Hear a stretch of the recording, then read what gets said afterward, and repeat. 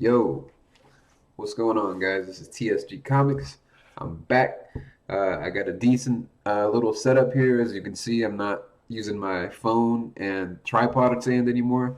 I got a computer, I got a webcam, I got some stuff. I've been really excited to get back into like shooting some videos and like actually getting back in the game, I guess you would say. Uh, so yeah, I'm really psyched to be here. And I wanted to talk about some new comics that I got. I got a decent little stack of comics, as you can see, just that right there. And I wanted to talk to you all about them. So yeah, let's get into this. First thing I have here is Star Wars Darth Vader, issue number 10. Not gonna lie, this is the only one that I haven't read, but I wanted to show you that sweet ass cover right there because that's pretty awesome. And wanted to say that I think this is going to be a great issue because I'm only two issues behind, but every issue has been really fun, really solid. You get to like dive into the lore of Darth Vader, and you see exactly how powerful he is, what kind of demons he's fighting. You get like an inner monologue of what Darth Vader is like thinking and stuff. Stuff that you can't really see in a movie format. And comics are a perfect fit for Darth Vader as a character. Definitely check it out. There's a lot of action, a lot of cool stuff. If you're a Star Wars fan, you should definitely be reading this Darth Vader run. Yeah, so you definitely check that one out. Next book I have is Eternals, issue number 2. This book, I mean, Kieran Gillen and Esau Ribic, both dope writers, or both dope, people in comics. But this book, I don't know what it is. I feel like Esad's artwork is kind of, I don't know if it's rushed or I don't know what's going on. It's just different than what I feel like I'm used to. It's like his Secret Wars or Restore God of Thunder. It feels different. It's not his best work in my opinion. And I love Esad's stuff. But Kieran Gillen, I guess the story just feels a little bit like they're trying to fit too much into it. I don't know. It feels really compact and like there's a lot to unpack, especially if you're not an Eternals guy, which I feel like it's not. There's not a lot of Eternals fans out there, from what I've seen. And yeah, there's a lot to unpack here. I'm kind of lost on as far as the dialogue and what's going on. I'm interested because I know Thanos is like back, and I feel like the last time we saw him in comics was at the end of the Guardians of the Galaxy. I think Donny Cates running Guardians when he got shot in the black hole. I feel like that was the last time we saw him. Let me know if I'm wrong. But I'm curious to see exactly what's going on with Thanos. It's cool seeing Icarus and Thanos fight. It's really like nice, atmospheric. It's really badass. But it comes off a little bit dry as far as the dialogue. The story is really kind of slow, and I'm not really feeling the pace that it's going.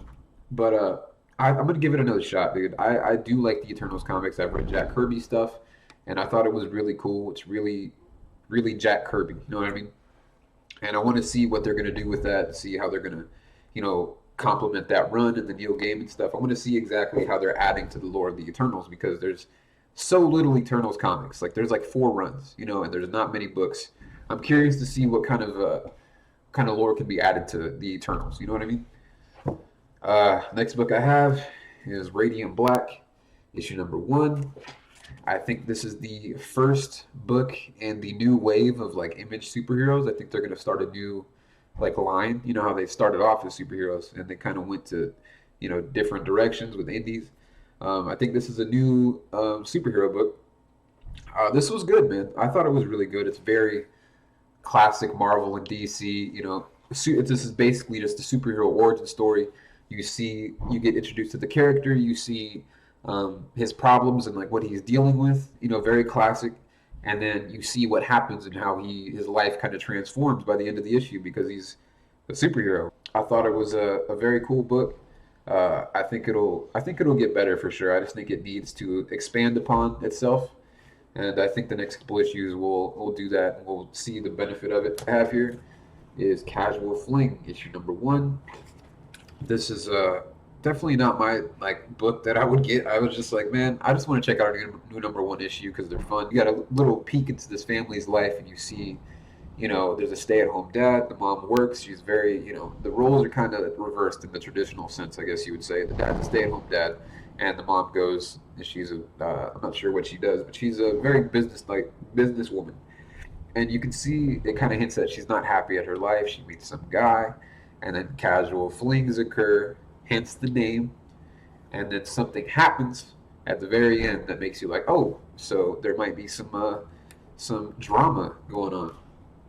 Uh, but overall, very realistic story. I feel like it's definitely a situation that a lot of people have probably been in. And yeah, so I guess we'll see exactly how this unfolds.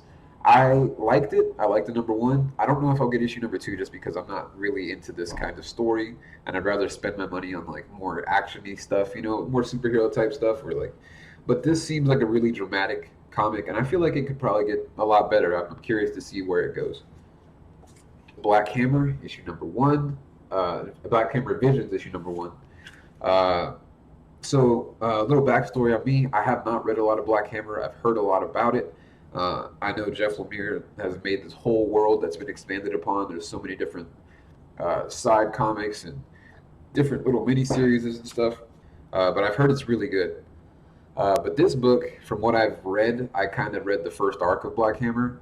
And then I read this one and I was like, okay, I kind of see where it's tying in. It's interconnecting this character right here. I'm not sure what their name is. I forgot. But I'm guessing that this story is kind of like a little, I think every issue is going to be a different kind of anthology type issue where each issue is different and it ties into a different character that you were introduced to in the original Black Hammer series. I don't know. I feel like that was a lot to say. I guess I could say it was a good book. Even for somebody that is not well versed in Black Hammer, I thought it was a solid issue. Good story, well written. If you know a little bit about Black Hammer, I think you can get through this. If you've read the first arc of Black Hammer, then you can kind of get through this. Okay, you'll be fine. Overall, a good story. You kind of follow this like young girl who they meet this girl because she's I don't remember. I know her power is that it's kind of like a reverse Shazam where she turns into a child and has powers, and now she's like locked in her body, and she had to go back to school because she looks like an 8-year-old. And so it kind of follows these two people that went to school with her, and they've like seen her. They've grown up, and she stayed the same. And one person catches on, and you kind of see that. I don't want to spoil anything. I feel like I already said too much, but it's a good book. I feel like Black Hammer fans will like this. I'm not even that big of a Black Hammer fan at all, and I liked it. So yeah, I'd recommend this for sure. Next book, Daredevil, issue number 27. I like this, man. I like these two tie-ins. These last two issues have been really cool and interesting. I think this is the last issue of the tie-ins. It kind of ties it up nicely. The end of the last issue, Daredevil gets nullified. At the end of this issue, things change. So we'll see how it goes. Cool Typhoid Mary fight with Daredevil, or Lecture Daredevil. Overall, really fun, action-packed issue, as Daredevil has been.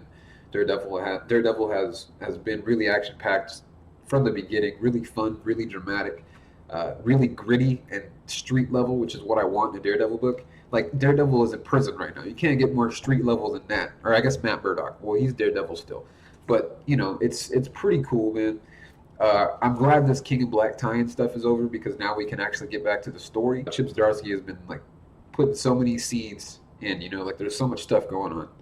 And I'm curious to see exactly what's going to happen. So, Daredevil, definitely one you should read.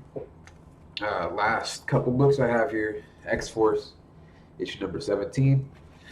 I like this issue, but it was definitely a weaker issue for me, mostly because I'm not a huge Kid Omega fan. But I do like X-Force a lot. This is one of these stronger books in the Reign of X titles. Yeah, if you're a Kid Omega fan, this is definitely like his issue right here. You know how Kid Omega's died like 1,000 times in all the other issues. So this is kind of talking about the mental impact of how that, or the mental aspect of how that impacts Kid Omega, and how he's like, maybe he has some subconscious desires to kill himself, like, stuff like that. Good character building for Kid Omega. This book I have here is Sword, issue number 3. This is a decent book right here. For this issue, it's decent in itself. King in Black tie-in. Basically, I think his name's Manifold. I'm not well versed in like the characters in Sword yet. I feel like that's why I might be a little standoffish towards the book. I'm gonna keep getting it to see how it goes. It's kind of in the middle for me. Next one I have here is Excalibur, issue number 18. This is probably the worst book I've read this week. I really didn't like this book, man. And Excalibur is definitely one of those books that I feel like I'm leaning towards dropping because it hasn't been fun, man. This was a really dialogue heavy issue, and there was no payoff at the end. It's really well drawn. It's really cool, and I like the colors. But overall, the story is just dragging, and there's so many words. I feel like this whole issue could have been expanded upon in a couple pages in another book. But I'm curious to see that end page. Something's going on with Betsy Braddock, and we're going to see exactly how she's impacted and what's going on with her. And I just feel like they could have gone with that so much faster, but I don't know. Maybe that's just me. Very dialogue heavy issue. Be ready for that if you're going to read it. It's okay. I'd give it like a C, probably C minus. Anyways, so that's it for me, guys. I just wanted to show y'all what books I got and what I thought about them.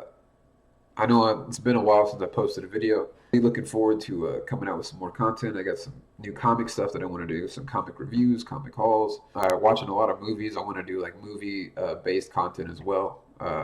So just a little bit of future stuff for the channel that I'm thinking about doing, and also some live streams. I'm hoping to start, doing a couple live streams on New Comic Book Day, so we can talk about new books and stuff, and I can get y'all's like